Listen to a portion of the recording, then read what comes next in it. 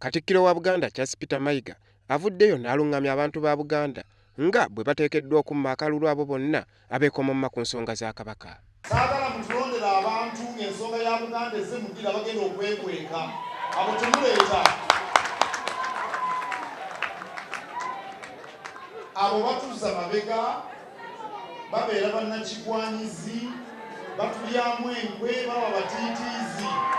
Kino kiddiridde okusaba kwa Lord Mayor wa Kampala Ssaalongo Erias Lukwago eri Katikkiro nga bw'alina okuvaayo alungamya Obuganda ku kulonda okubindabinda mu 2016.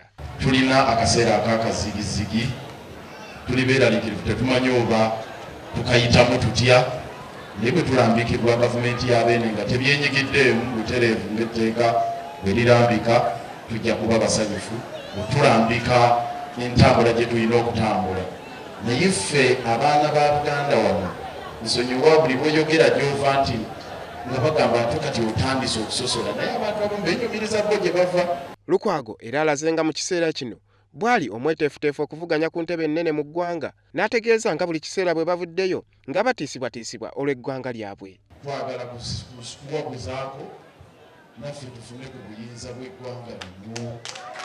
Ekyo bw'okyogera nga bagamba mubalabye, ffe twazza gwaki?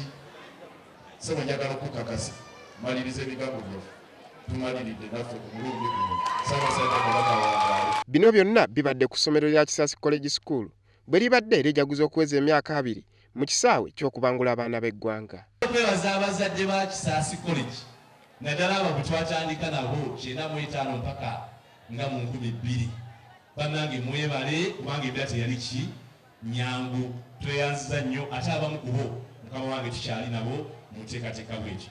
Katikkiro agguddewo ekizimbe kigali kwoleka okuli omwaliriro gw'ebyuma bikalimagezi era n'atongoza n'akatambi ak'ennyimba akayimbiddwa abaana b'essomero lino.